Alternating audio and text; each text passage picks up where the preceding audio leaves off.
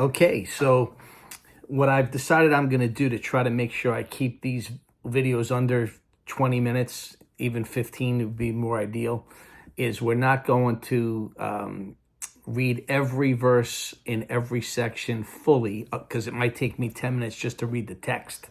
So if you want kind of like the deeper dive, the extra credit, I'm putting an extra link to continue the rest of the text, kind of like I did with chapter 6, when Ryan said, hey, where's the rest of the chapter? I made a separate video.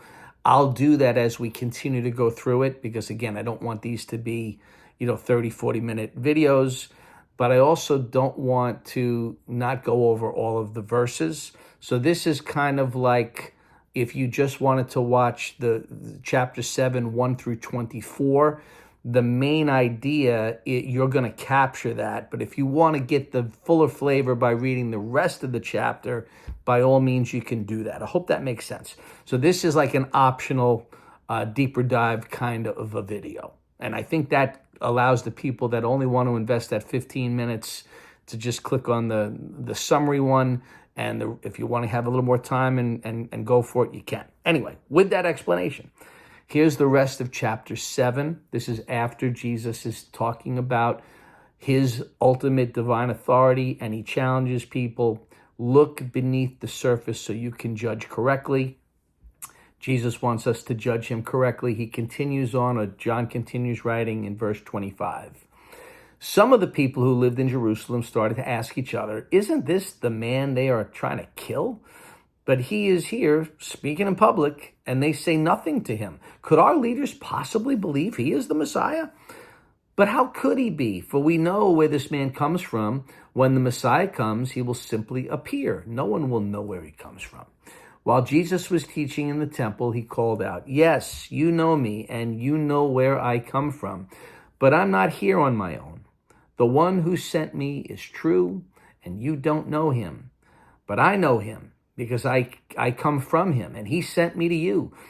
Then the leaders tried to arrest him, but no one laid a hand on him, because his time had not yet come. Many among the crowds in the temple believed in him. After all, they said, would you expect the Messiah to do more miraculous sign than this man has done? And when the Pharisees heard the crowds were whispering such things, they and the leading priests sent temple guards to arrest Jesus. But Jesus told them, I will be with you only a little longer, then I will return to the one who sent me. You will search for me, but not find me, and you cannot go where I am going. And the Jewish leaders were puzzled by this statement. Where is he planning to go? They asked, is he thinking of leaving the country and going to the Jews in other lands? Maybe he'll even teach the Greeks. And what does he mean when he says, you will search for me, but not find me. You cannot go where I am going. And on the last day, as was the climax of the festival, Jesus stood and shouted to the crowds, anyone who is thirsty may come to me. Anyone who believes in me may come and drink. For the scriptures declare, rivers of living water will flow from his heart.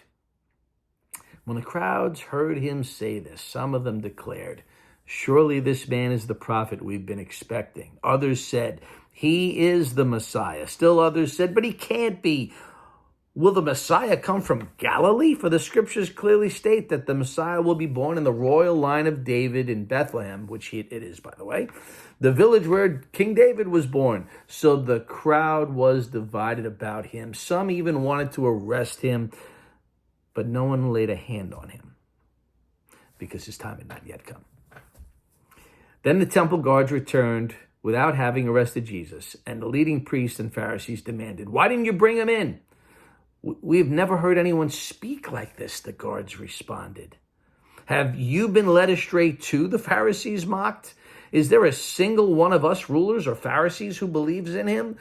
This foolish crowd follows him, but they are ignorant of the law. God's curse is on them. And then Nicodemus, remember him? Nicodemus, the leader who had met Jesus earlier, spoke up. Is it legal to convict a man before he is given a hearing? He asked. And they replied, are you from Galilee too? Search the scriptures and see for yourself. No prophet ever comes from Galilee. So that's the rest of chapter 7. And here it is. You see this.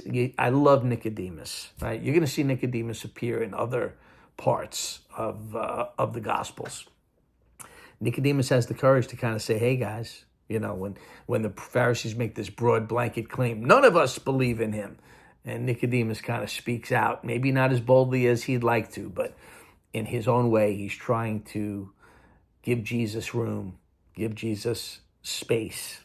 So that's the rest of it. You see, the rest of the chapter is a completely, it's a more elaborate, a detailed explanation of this colliding worldview, these colliding opinions about who Jesus is.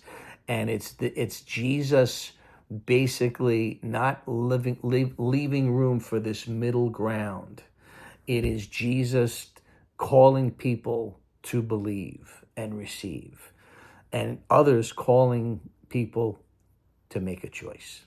So that's the remainder of chapter 7. Hope that was helpful.